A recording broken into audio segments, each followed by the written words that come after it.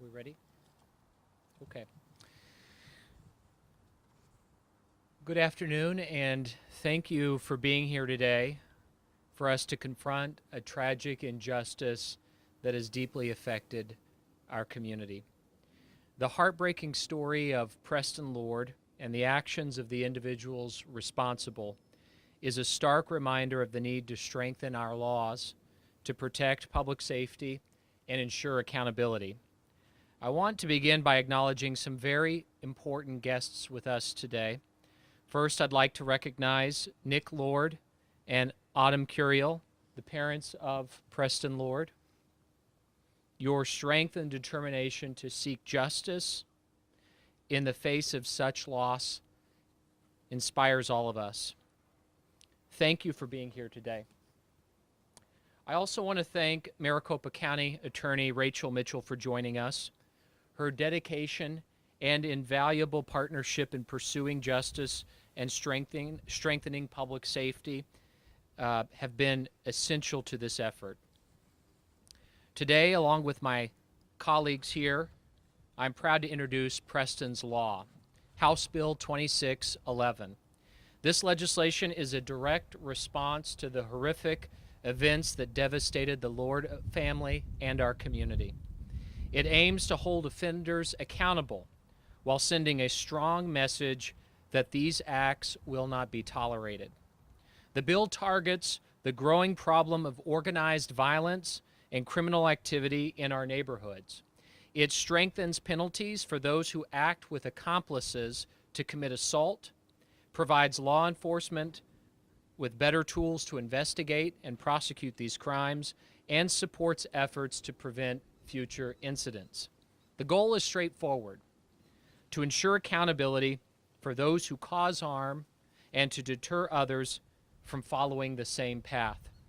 Preston's Law will help us protect our communities and give law enforcement the resources they need to pursue justice effectively. I also want to highlight another important bill deserving attention, House Bill 2653, which is sponsored by my colleague, Representative Jeff Winninger.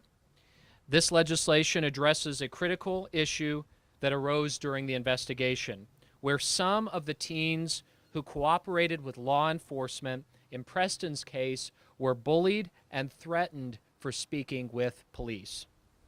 House Bill 2653 would allow law enforcement to keep witnesses' names confidential, protecting their safety and encouraging others to come forward without fear of retaliation.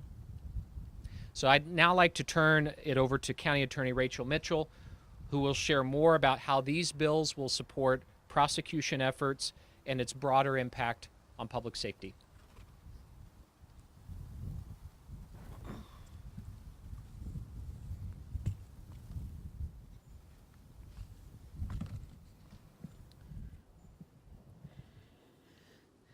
Thank you, Representative Gress, Nick Lord, and Melissa Autumn Curiel for being here today.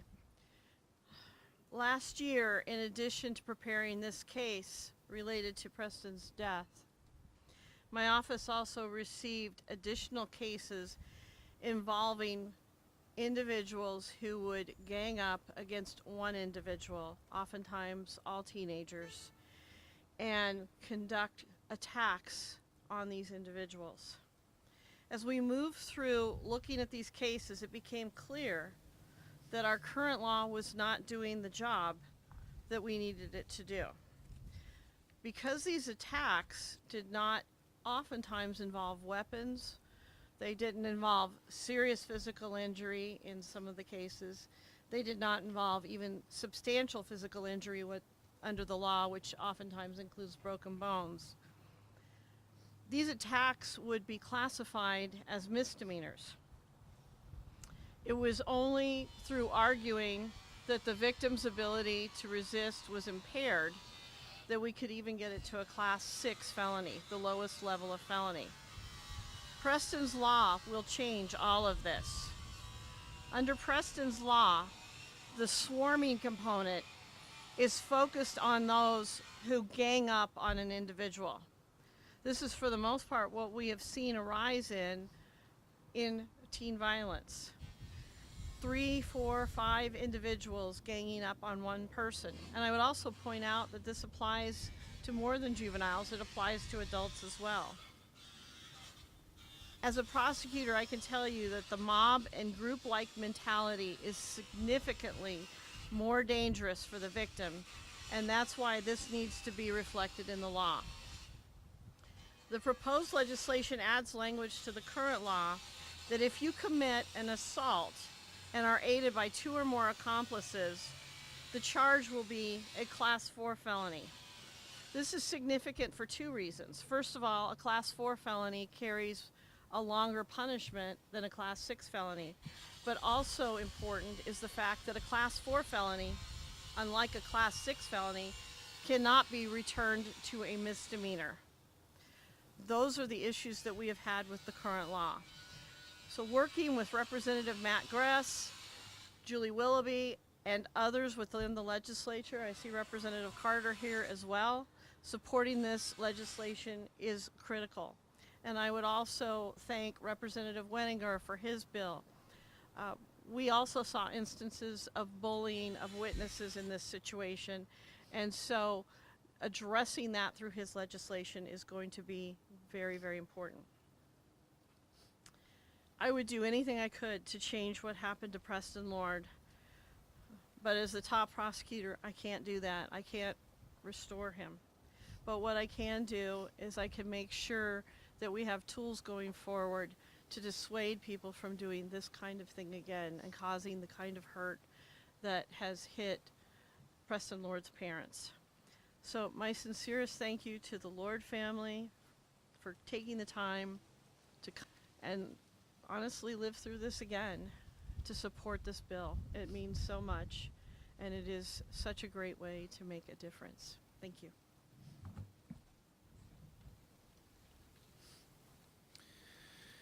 Thank you, County Attorney Mitchell.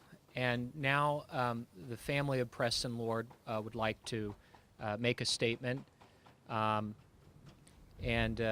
We will have Autumn Curiel come up and share a few remarks. Hello, I'm Preston's mom. Preston was a happy, thriving, ambitious teenager with his whole life ahead of him. He is what we are most proud of in this life. Had our son had the opportunity to defend himself when he was violently assaulted, he could have lived out all of his hopes and dreams. Instead, he tragically suffered a brutal attack by a group of people where he was restrained, leaving him the inability to fight back. It is still deeply shocking to think that such a cruel and senseless act was inflicted upon our beloved son. We hope stronger laws can prevent any future devastating acts from occurring, ensuring no one else is robbed of their life, potential, and vitality. Thank you. Thank you, Autumn. And I just want to add that it is an honor and a privilege for the state of Arizona to have this legislation named after your son. And we look forward to it passing through both houses and getting signed by the governor as promptly as possible. Thank you. Now, County Attorney Mitchell and I are available for questions. If you have any questions that you'd like. Dennis.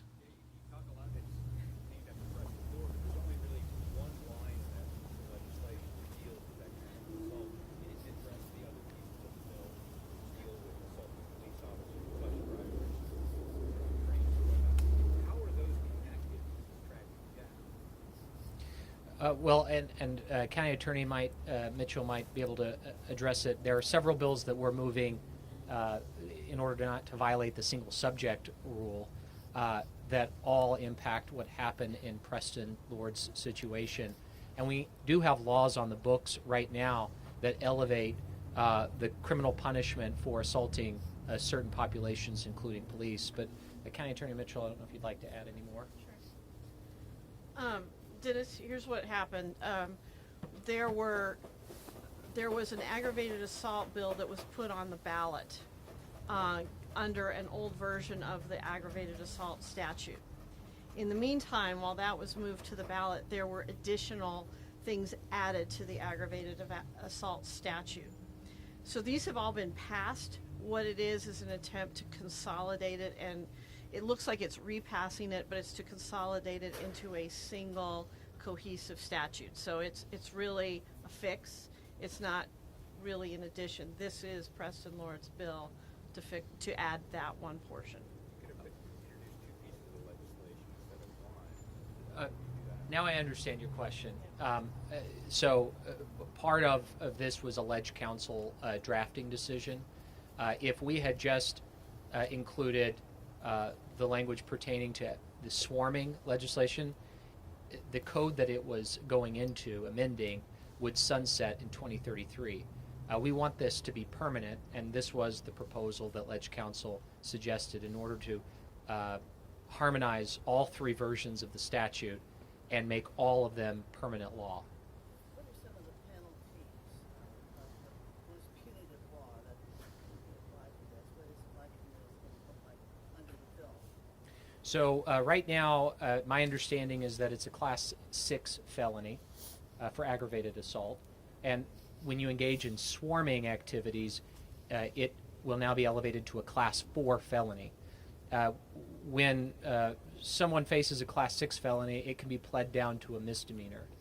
Swarming is a completely different type of violence happening right now. It certainly frightens the individual subject to swarming. It has the potential to cause significant injury, and in Preston Lord's case, it caused death. So we're taking this very seriously, and law enforcement needs additional tools to hold these perpetrators who cowardly engage in mob violence accountable. This sounds like a very unique category, something that we don't have a law right now, act of swarming and establishing as a specific law. That's correct. Yep. Wayne. I believe Gilbert Police, as we were discussing this case and the Gilbert Goons cases, discussed how difficult it was to classify this Goons group as a criminal gang because of different thresholds they have to reach. Is there any of this legislation, is there anything to address that, to, I guess, bring groups like this into the fold? County Attorney Mitchell. This current statute does not address that. There still is a process for finding this to be a gang, but again, as I've talked about in my previous press conferences about this, in order to allege something against them in a particular case, you have to have a grand jury also agree with that, and the grand jury did have a full presentation of that in this matter. And my understanding too is some of the criticism in this case was the police handling of the situation. This group was going around for a year attacking people. They didn't do much. Does this legislation do anything to address that situation? So police can have to be more proactive to stop this kind of senseless violence. Well, I think we want all of our law enforcement agencies to be responsive to crimes happening in our community. In general, I mean, we have a shortage of law enforcement officers nationwide and certainly here in the state of Arizona. But what I sense from my conversations with law enforcement agencies is the Preston Lord case has really impacted the approach that all police departments across the state are viewing these types of incidences. So I do think that it has made a course correction. I think it's heightened the seriousness of how the police deal with these situations. And our swarming legislation is meant to also accentuate how important it is for our law enforcement agencies to act. I mean, the fact that we are creating a special new crime on swarming should give notice to law enforcement agencies that we want cases investigated, taken seriously, and have the perpetrators brought to justice.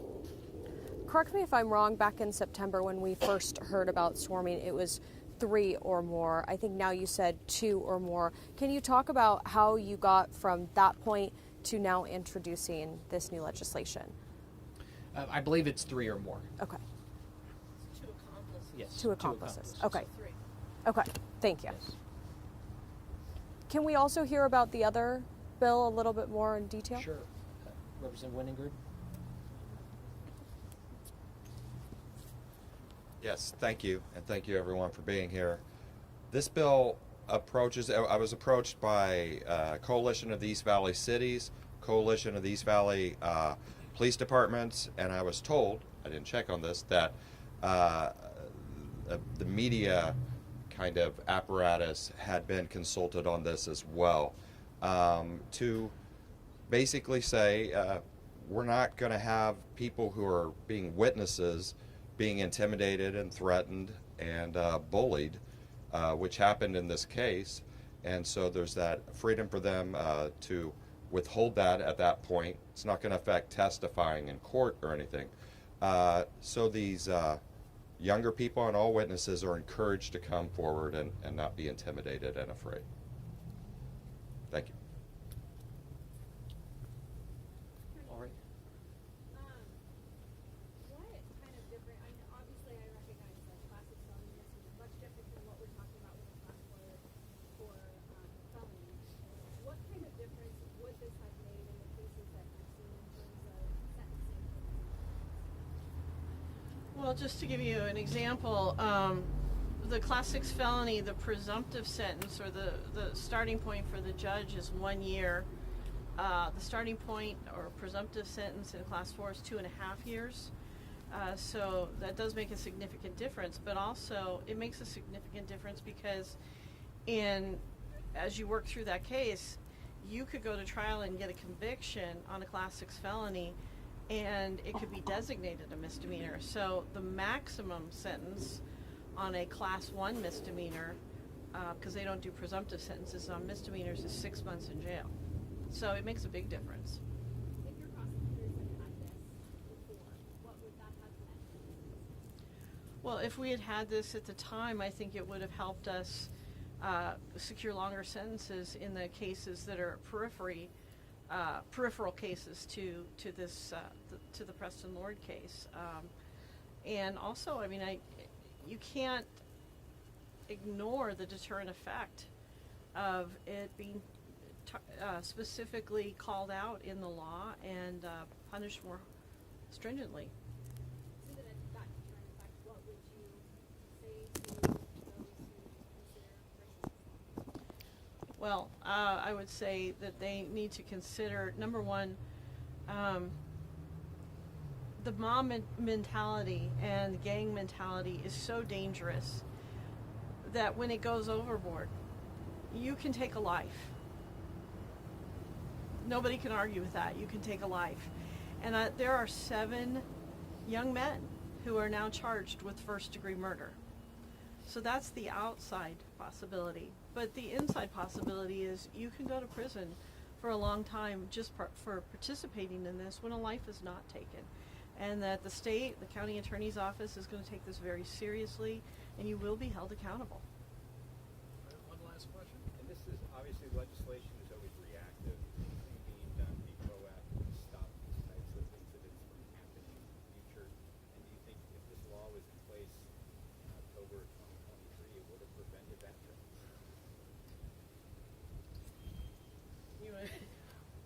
Please. You know, I can't go back and predict what would have happened. What I do know is that people who are engaged in criminal activity do pay attention to how law enforcement is responding to things. And I think when legislators gather to pass a law specific to this type of behavior, when law enforcement has revamped, as Representative Gress talked about, and that this has really informed how things are being conducted these days by these groups, I think they will pay attention to it, and I am very hopeful that it is a deterrent. You know, as a prosecutor, I love to not even get to the punishment part. I love to just deter the behavior so that there is no crime. But in the event that there is, they will be held accountable for it. And I would say that there have been a lot of lessons learned in this, and I know that law enforcement agencies have had conversations on this very topic about how they can be more proactive. So we have legislation. I think we have a shift in attention from our law enforcement partners, and my hope is that moving forward, we don't see justice delayed as long as it had been delayed, both in terms of the investigation, certainly, and bringing all of these folks to justice. These tools given to law enforcement will help them act even more quickly. Thank you all for being here, and stay tuned. We'll see this bill as it moves through the process. The next step is it'll need to be heard in the Judiciary Committee, and so we're working with Representative Wynn to get that on the calendar. Thank you.